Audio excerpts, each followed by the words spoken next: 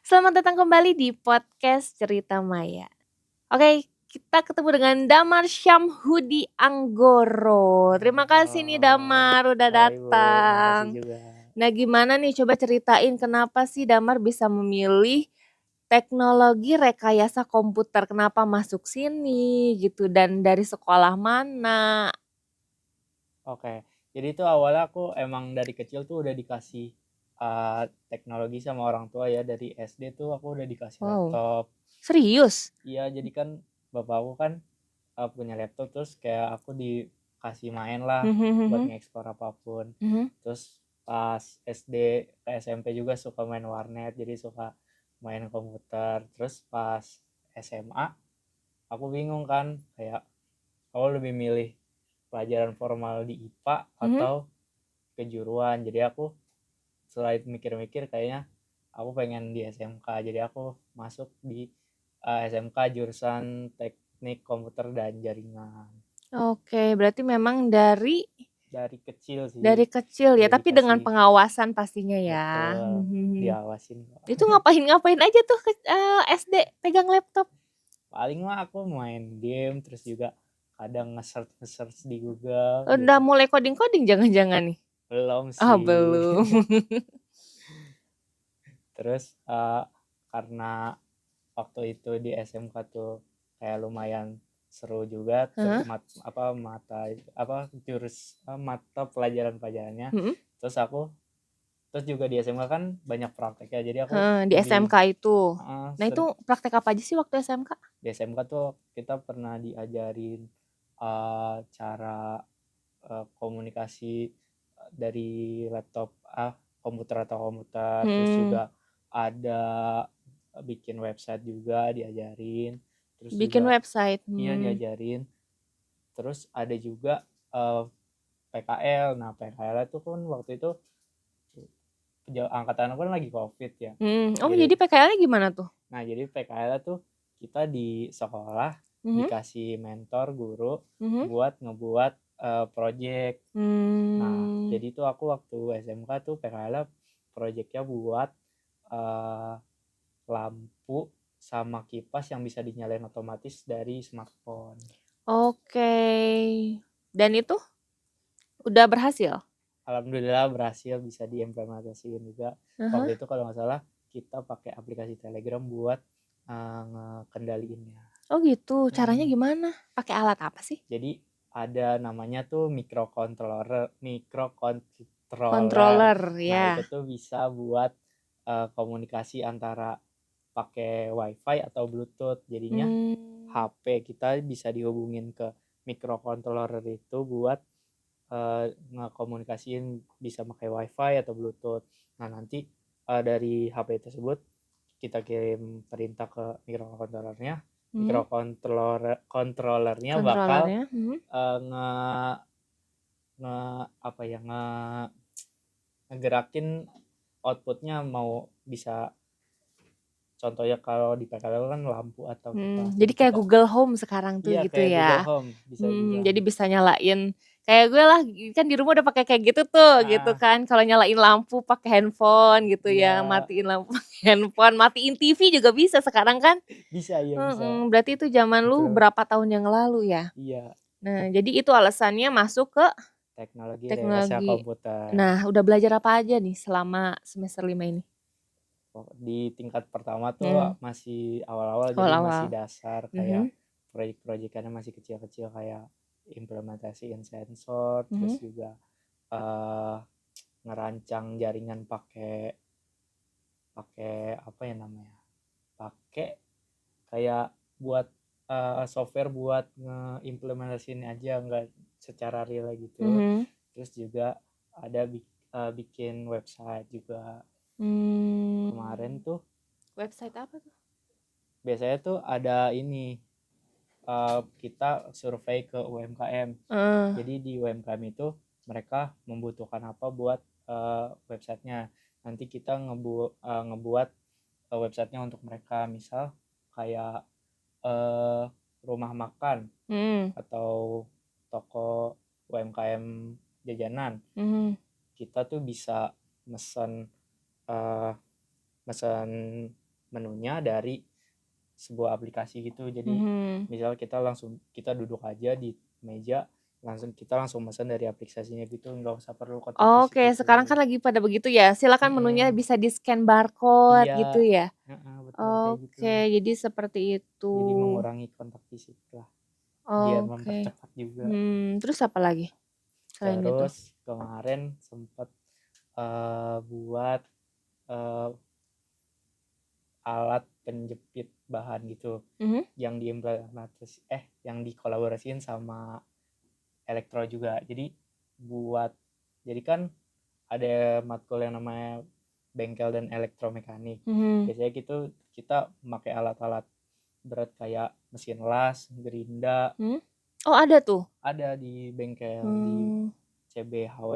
Terus Oh. kita tuh ngebuat alat penjepit barangnya biar mudah gitu. Jadi misalkan ada besi panjang, terus nanti kita jepit, nah nanti kita tinggal motong gitu, jadi nggak perlu megangin gitu.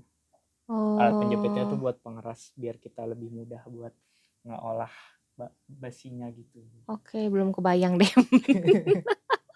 Oke. Terus selain sekarang semester 5 ya? Iya betul. Selain kuliah, ikut organisasi nggak sih di sini? Aku kebetulan saat ini lagi ikut organisasi di BMKM IPB, khususnya BMKM di IPB. Kementerian Pemuda dan Olahraga. Kenapa di BMKM IPB? Jujur daftar di vokasi ditolak, jadi pindah ke sana. Oh my god, serius? Iya, aku awalnya tuh daftar di BEM Vokasi kan, Heeh. tapi ditolak. Oh Jadi my aku god. Tapi nggak daftar ke sakit hati BMK. kan? Enggak sih, Masih tetap cinta ya? cinta IPB, cinta Oke. vokasi. Terus? Terus aku diterima kan ke Mhm. Menpora, terus dipercaya juga jadi koordinator media branding. Nah, itu menyita waktu nggak sih? Aku sih enggak sih, tergantung kita sendiri juga sih. Kan ada yang namanya manajemen waktu ya.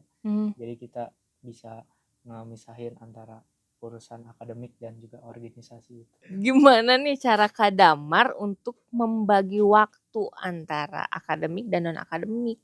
Biasanya kan kalau organisasi gitu kan pasti ada timeline-nya gitu kan.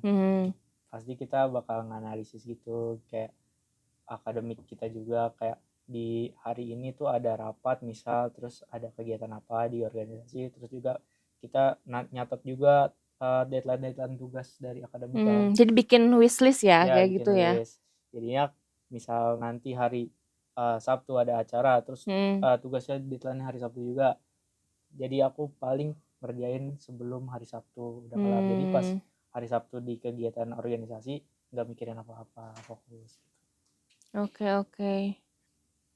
Kak Damar pernah stres nggak sih? Kan udah kuliahnya aja udah coding-codingan gitu kan, pokoknya udah pusing lah gitu. Dan ditambah seperti ini gitu, ikut BEM dan lain lagi nggak? Enggak, aku untuk sekarang BEM doang. Oh, BEM doang ya. Pernah pusing nggak sih? Pernah stres nggak sih gitu? Pusing pasti pernah ya, biasanya tuh pusingnya tuh kalau misalkan pas masa sebelum UAS. Biasanya kan di prodi aku tuh pasti Ya. ngerjain project kan. Nah biasanya pusingnya di situ tuh, kayak harus ngebalance antara kerjain project kan sama organisasi gitu. Biasanya cara ngatasinnya sih paling ngehindarin dari lingkungan dulu, kalian sendiri gitu. Oke. Biasanya gitu sih, ngehindarin pelariannya. Apa pelariannya? Jadi ada tipsnya nih, tips Kak Damar kalau lagi pusing atau lagi stres kali ya? Ya, Apa kalau Kak? dari aku sih pulang ke rumah sih. Oh, pulang ke rumah? Iya, Terus ngapain tuh di rumah? ya di rumah di kamar aja, kayak ngobrol sama orang tua atau gue main sama teman-teman di rumah. Oh, kayak gitu? Iya, kalau aku pelariannya gitu. Kalau lagi di Oh. Bogor deh, lagi stres, Heeh. aku pasti balik ke Bekasi buat entah itu di kamar sama, atau enggak di ruang tamu ngobrol sama orang tua, atau enggak main sama teman-teman rumah. Itu biasanya Oke. pelarian aku sih. Oke, bagus pelariannya. Nggak kemana-mana ya gitu. Iya. Oke, kan selama 5 semester ini katanya udah ngerjain beberapa project ya? Iya Itu betul. project apa sih yang bikin pusing? Yang Yang bikin paling pusing gitu, yang bikin stres? yang bikin pusing sama paling memorable sih, ada waktu itu matkul kita ngeimplementasiin sensor sama aktuator. Jadi Mhm. kita tuh pakai sensor suhu. Jadi sensor suhu itu nantinya ada 3 kondisi gitu. Ada kalau kondisi pertama terpenuhi nanti yang pertama kipas nyala, terus kondisi kedua itu nanti ventilasinya kebuka, terus yang ketiga itu bakal nge-semprotin spray gitu. Nah itu tuh paling paling susah tuh karena buat nge-matchin 3 kondisi itu biar sesuai. Jadi itu pernah sampai begadang terus nginep di kosan temen bareng-bareng gitu. Serius? Iya. Jadi per kelompok gitu ya itu Iya kalau proyeknya ya? perakitan pasti per Pasti kelompok, kelompok sih. heeh. Kalau sendiri sih boncos sih. Soalnya komponen-komponen elektro tuh Iya iya iya, lumayan. lumayan ya. Betul. Oke, tadi bikin proyek. Nah, proyeknya itu harus ada syarat-syarat tertentu nggak sih? Iya ada, harus. Apa tuh? Kita kan dari IPB kan. Heeh. Jadi kita tuh harus relate sama agromaritim seperti pertanian, Mhm. kelautan atau perkebunan gitu. Nah, itu apa tuh yang proyek Damar kemarin? Jadi aku waktu semester 3 tuh pernah buat ngeimplementasiin di kebun, aku lupa nama kebunnya apa. Pokoknya buat suatu tanaman itu tuh kita bakal otomasi kebun tersebut. Jadi di kebun tersebut bakal ada kipas buat ngedinginin tanaman tersebut, terus juga ada ventilasi buat ngurangin udara di dalamnya atau suhunya, terus juga spray semprotan gitu buat Nyiram. Iya buat nyiramnya. Oh, jadi otomatis ya. Jadi bisa tahu tuh kalau di mana tanaman itu lagi butuh air Iya. atau butuh udara kayak gitu. Tergantung dari suhu yang tanaman itu butuhkan. Jadi kan di proyek itu ada tiga kondisi kalau tentang suhu. Kalau nggak salah tentang suhu 24 sampai 29 itu kipasnya bakal nyala. Terus tentang 30 sampai 34 itu ventilasinya bakal ngebuka. Terus di atas 35 itu bakal ngesemprotin spray. Dan udah diimplementasikan? Udah. Di mana? Di sini. Nggak diimplementasiin sih, cuma kita buat dibuat ya, prototype aja. ya. Di mana tuh dipasangnya? Kalau nggak salah di kebun belakang sini deh. Oh. Tapi itu tuh bisa diimplementasiin ke situ, tapi tergantung tanamannya apa. Jadi nanti kita bakal ngeubah lagi kondisi tersebut tergantung tanamannya. Nah, kemarin yang dibuat tanaman apa? Kalau nggak salah tuh namanya apa ya? Lupa lagi. Tanaman yang emang mereka itu butuh di suhu rendah kalau nggak salah tuh. Apa namanya? Strawberry bukan. Tanaman bukan buah-buahan. Tanaman apa ya? Lupa namanya lagi.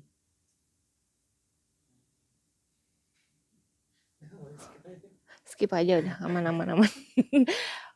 Kak Damar. Kak Damar kan ngekos ya di sini ya? Iya betul. Boleh awalnya sama orang tua?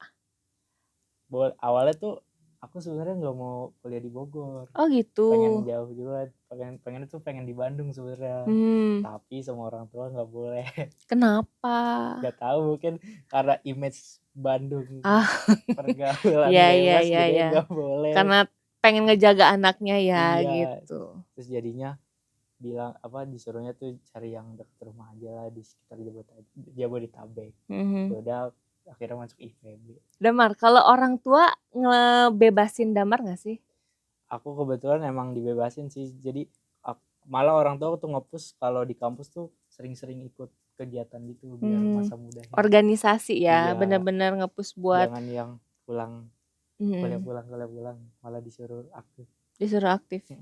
Waktu lu mulai kuliah, apa aja tuh pesan-pesan orang tua Damar? Ya jangan pendiriannya dikuatin, jangan kebawa harus pergaulan yang gak benar gitu. Damar tuh anak keberapa sih? Aku anak tunggal. Serius? Gimana rasanya jadi anak tunggal? Ada plus minusnya sih, kelebihannya yang gak ada saingan. Kekurangannya sepi ya? Pernah minta adek? Tiap hari dulu mah. Atau tiap hari? Terus kata orang tua pabriknya udah tutup. Ya udah dah, sendiri aja kita. Nah, Damar kan anak tunggal nih ya. Iya betul. Kalau anak tunggal itu biasanya suka diposesifin gak sih sama orang tua? Kebetulan orang tua aku tuh nggak yang terlalu posesif gitu sih. Heeh. Kayak ngebebasin lah anaknya mau ngikutin apa aja asal tanggung jawab sama apa yang anak itu ya itu saya lakuin.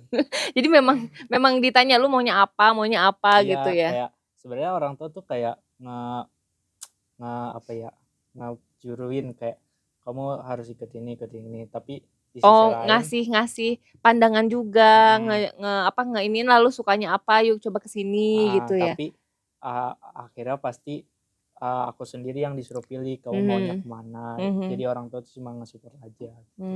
Diarahin sih sama orang tua tapi hasil akhirnya tetap aku yang ngemutusin mau kemana gitu. Terus waktu pertama ngekos itu pernah nangis gak sih? Kan katanya gitu ya, ada yang merasa gak punya teman gitu kan, terus bingung mau gimana gitu. Awal-awalnya kayak ada rasa kayak gitu gak sih?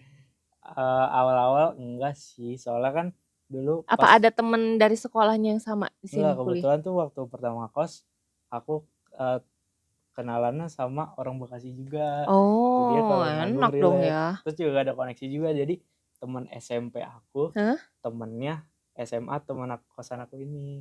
Jadi Oke. Oh kan iya aku iya iya SMP iya punya iya. punya teman. Mhm. Nah teman aku ini SMA. Nah Mhm. SMA-nya itu bareng sama teman kos aku. Jadi saling Mmm. kenal gitu. Oke, jadi udah gak canggung lah ya gitu Sama-sama ya. orang Bekasi. Kalau ngobrol Oke. masih nyambung. Nah Iya kayak gitu nah, Der. iya. Nah, kalau buat Kak Damar nih, ada nggak sih tips-tips biar tetap nilainya bagus, tapi tetap bisa beraktivitas di luar akademik, di non akademik? Paling kalau misalkan lagi emang jamnya kuliah atau praktikum itu difokusin aja. Terus juga kalau ada tugas-tugas dikerjain, maupun itu banyak atau dikit tetap harus dikerjain juga. Terus kalau buat organisasi paling kayak lebih di manajemen waktu aja sih. Kayak misalkan kalau lagi emang ada tugas kuliahnya harus dikelarin, ya udah dikelarin dulu biar nantinya di organisasi itu nggak bakal mengganggu. Begitupun sebaliknya. Pernah terganggu nggak sih selama kuliah 5 semester ini? Alhamdulillah masih aman-aman aja sih, tapi emang berat aja. Berat ya? Soalnya aku pernah tuh jam 6 sampai jam 12 organisasi, terus pulang ke kosannya ngelanjutin proyekan sampai pagi gitu. Nggak tidur dong? Enggak, Jangan tidurnya cari pagi. penyakit. Iya, biasanya begitu-gitu tuh habitnya waktu proyekan aja. Kalau misalkan hari biasa enggak sih, enggak nyampe begadang. Oh gitu. Terima kasih Kak Makasih juga Damar ya Maya. udah berbagi cerita di podcastnya Cerita Maya. Semoga nanti kuliahnya dilancarkan ya. Amin. Nanti udah ada rencana nih mau magang di mana? Belum nih, Belum bingung. ya? Info magang. Info magang ya kakak-kakak. Iya kakak. Oke, terima kasih ya Kak Damar. Makasih juga Bu Sekian Maya. teman-teman ya. Assalamualaikum warahmatullahi wabarakatuh. Dadah.